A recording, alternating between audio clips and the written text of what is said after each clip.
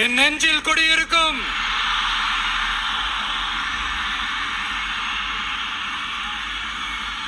புதுச்சேரி மக்கள் உங்கள் அனைவருக்கும் என்னுடைய வணக்கம். வணக்கம் வணக்கம். எல்லாரும் எப்படி இருக்கீங்க?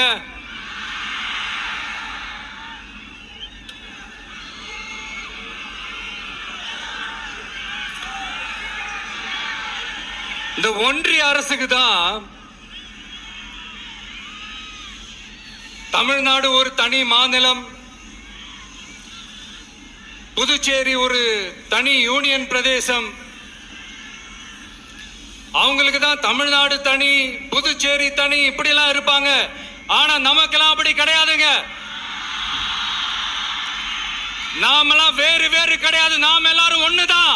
இருந்தாலும் நாம் எல்லாரும் ஒண்ணுதான். நாம் எல்லாரும் சொந்தம் தான்.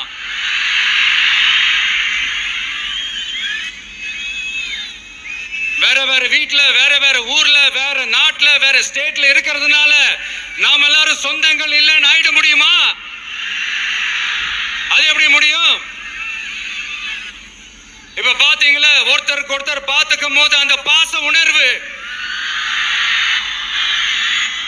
அதுதாங்க, அது மட்டும்தான். அது இருந்துட்டாலே போதும், வேற எதுவுமே தேவையில்லை.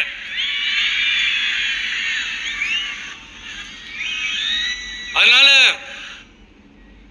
தமிழ்நாடு, புதுச்சேரி, கேரளா, கர்நாடகா, ஆந்திரா மட்டுமல்ல, உலகத்துல எந்த மூலையில நம்ம வகையரா இருந்தாலும் அவங்க எல்லாருமே நம்மளோட உயிர் தான். அவங்க எல்லாருமே நம்மளோட உறவு தான்.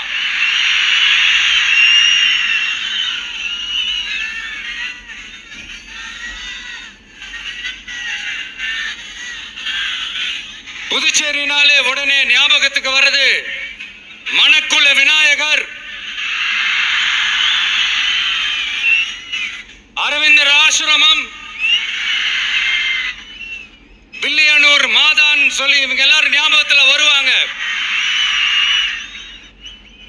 அது மட்டும் இல்ல, மகாகவி பாரதியார் அவர்கள் இருந்த மண், பாவேந்தர் பாரதிதாசன் அவர், அது மாதிரி இன்னும் சிறப்புகளை அடுக்கிக்கிட்டே போலாம். ஆனா அரசியல்னு வந்துட்டா ஒரு முக்கியமான விஷயத்தை பத்தி நம்ம சொல்லி ஆகணும். 1977ல புரட்சி தலைவர் எம்ஜிஆர் அவர்கள் தமிழ்நாட்டில் ஆட்சி அமைச்சாங்க. ஆனா அதுக்கு முன்னாடியே 1974லயே இங்க புதுச்சேரியில அவங்களோட ஆட்சி அமைஞ்சது. அதனாலதான் அப்பவே சொன்னாங்க, நமக்காக வந்தவர் எம்ஜிஆர், அவரை தமிழ்நாட்டில் மிஸ் பண்ணிடாதீங்கன்னு நமக்கு அலர்ட் பண்ணதே புதுச்சேரி தான். அப்படிப்பட்ட புதுச்சேரியை நம்மளால மறக்க முடியுமா? அது மட்டும் இல்ல, இங்க இருக்கிற மக்கள் தமிழ்நாடு மாதிரியே புதுச்சேரி மக்களும் என்ன கிட்டத்தட்ட ஒரு 30 வருஷமா என்ன தாங்கி பிடிச்சுக்கிட்டு இருக்கிறீங்க.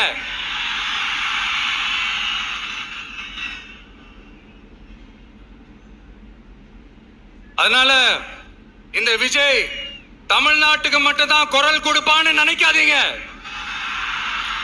அப்படி பண்ணாத தவறு. புதுச்சேரி மக்களுக்கும் சேர்த்து தான் குரல் கொடுப்பான். அது என்னுடைய கடமையும் கூட. அதனாலதான் இங்க நீங்க ஃபேஸ் பண்ற பிரச்சனைகளை பத்தி இன்னைக்கு நான் பேசுறதுக்காக வந்திருக்கிறேன். அது மட்டும் இல்ல, இந்த புதுச்சேரி கவர்மெண்ட்டை பத்தி நாம சொல்லியே ஆகணும். இது டெஃபினட்டா தமிழ்நாட்டில் இருக்கிற மாதிரி நம்ம திமுக கவர்மெண்ட் மாதிரி கிடையவே கிடையாது.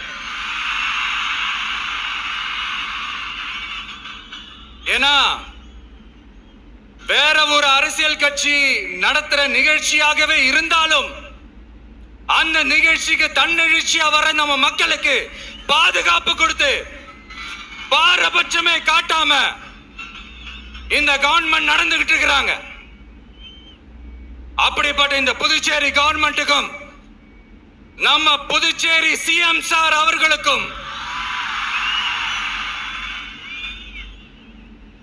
இந்த நேரத்தில் என்னுடைய மனப்பூர்வமான நன்றிகளை தெரிவிச்சுக்கிறேன். இத பார்த்தாவது தமிழ்நாட்டில் இருக்கிற அந்த திமுக கவர்மெண்ட் கத்துக்கிட்டா நல்லா இருக்கும்.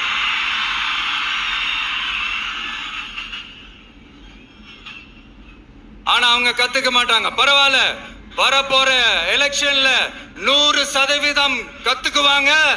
அத நம்ம மக்கள் பார்த்துக்குவாங்க.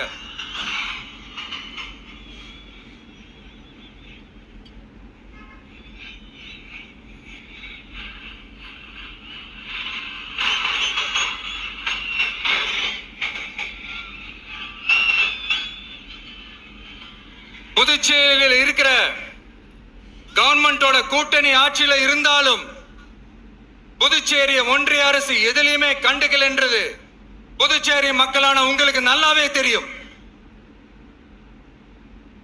மாநில அந்தஸ்து கோரிக்கையை மட்டுமா கண்டுக்கல, இங்க வளர்ச்சி ஏற்படவும் துணை நிக்கவே இல்லைன்னு கேள்விப்படுறோம். இந்த புதுச்சேரிக்கு இன்னும் மாநில அந்தஸ்து கொடுக்கல.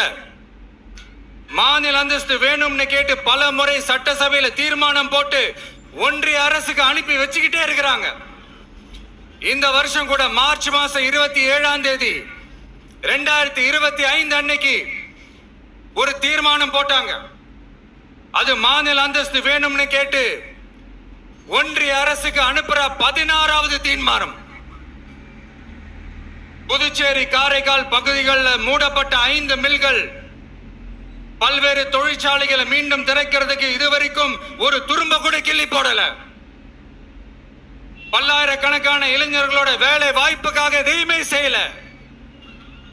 இங்க ஒரு ஐடி கம்பெனி உருவாகணும்ன்றது எண்ணமே இல்லை.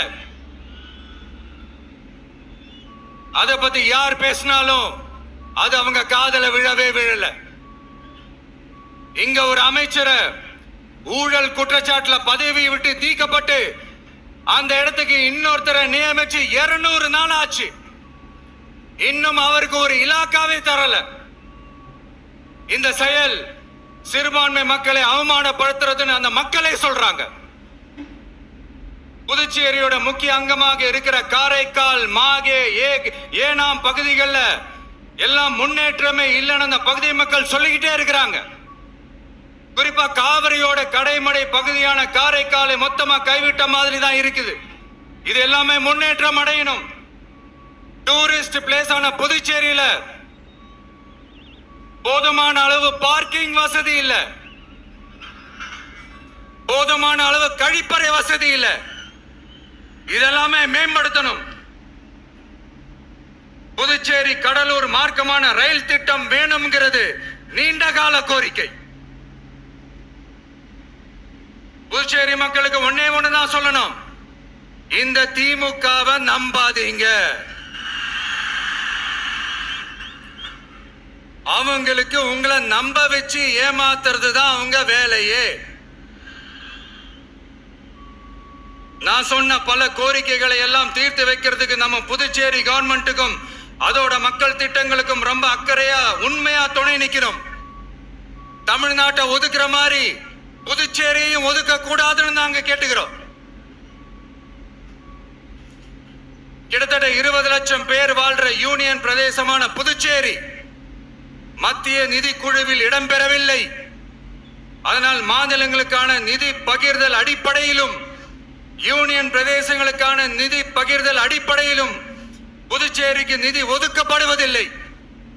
அதனால ஒவ்வொரு ஆண்டும் புதுச்சேரிக்கு தோராயமாகவே மத்திய அரசு நிதியை விடுவிக்கிறது.